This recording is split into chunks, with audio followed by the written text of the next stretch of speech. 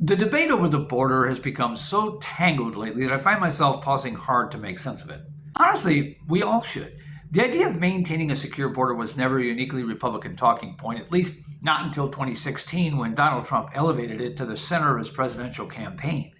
Yet, if you listen to many Democrats today, you'd think the party has always been firmly opposed to strong border enforcement.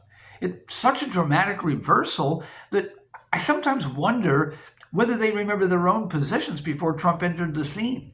And that raises a few questions. Where do Democrats actually stand on border security now? What's driving this shift toward resisting policies aimed not only at securing the border, but also at addressing the millions of illegal immigrants already here? It wasn't that long ago that former President Barack Obama was labeled the deporter-in-chief. Bill Clinton oversaw the construction of the first 400 miles of border wall. Even Hillary Clinton repeatedly emphasized the importance of a secure border and supported immigration reforms that included enforcement. Go back further, and the picture becomes even more interesting. During Ronald Reagan's presidency, Democrats criticized his administration for being too lax on immigration, accusing Republicans of prioritizing cheap labor over the well-being of American workers and communities. Let me be clear about my own position because I think it helps to illustrate part of my point and perhaps explains some of my confusion. I've always believed in secure borders. That matters because it shows my stance wasn't shaped by party or political trends on my own side. I took the side of Democrats on this issue because their position more closely aligned with my own personal beliefs about how the borders should be handled as a policy matter. Trump taking on the border issue as strongly as he did was rather unexpected for me.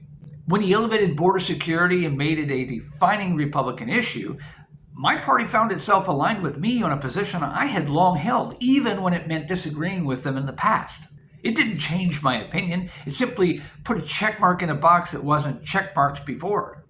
The same thing happened on other policy fronts as well. Take globalization.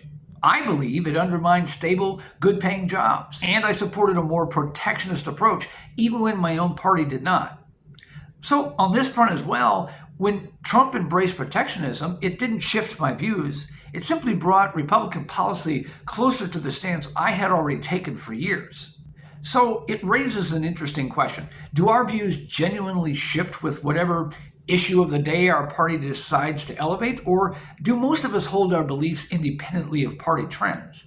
I tend to think most people fall into the latter category. We form our opinions on our own, and then we choose the party that happens to check the most boxes, not the other way around. That's why, to me, the real question isn't whether Democrats have changed their position on the border. The question is, what caused that change? I mean, even during the Reagan years, most Americans across party lines supported the idea of a secure border. It wasn't a deeply polarizing issue on Main Street. There was broad agreement. Look, at least on this issue, despite what anyone thinks overall about President Donald Trump, of all the issues, this one in particular should be that common ground one that should be the least contested. Which leads to a more uncomfortable realization. Are those on the left now opposing the policy itself? Or are they simply opposing the president associated with it? And why should that shape anyone's personal beliefs? It shouldn't, any more than the Republican Party's shifting positions ever dictated mine. My stance is my stance regardless of where my party happens to land at any given moment. Think of it this way. If a preacher suddenly abandoned his own teachings and began preaching the opposite of what he once stood for, most people wouldn't change their beliefs to match him. They'd recognize that the preacher, not the principles, had gone off course. In the same sense, a political party shifting its message shouldn't automatically cause anyone to abandon their long-held views. Yet, that seems to be exactly what has happened with the Democrat Party's recent embrace of looser border policies. The change in rhetoric has led many to follow along, not because their core beliefs shifted, but because their party did. Which brings me to the real danger here. What happens when people allow their reactions to be driven more by emotion than by common sense? Some will say, I don't oppose border security, I just disagree with the methods being used now. But how did we reach a point where such measures would even need to be on the table? What situation created the need for our extreme response in the first place? It was the shift in policy that brought us here. For years, the United States maintained relatively firm, though imperfect, border policies. The situation was never ideal, but it wasn't spiraling out of control either.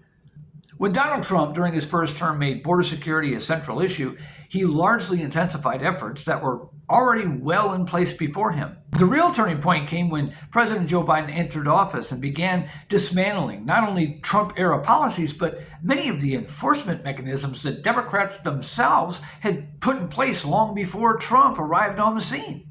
That reversal opened the floodgates, and the consequences are what we're now struggling to manage. In short, we created a crisis, and that demands a stronger response.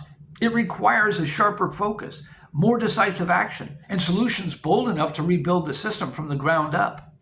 We should all feel a measure of confusion here, because if the Biden administration had simply maintained the existing border policies rather than dismantling them, we wouldn't be talking today about ICE sweeps or large-scale enforcement operations. The situation wouldn't have escalated to this point. In fact, border security could have been one of the few issues capable of uniting both sides during Donald Trump's second term. Because again, a secure border was something Americans broadly agreed on, regardless of party.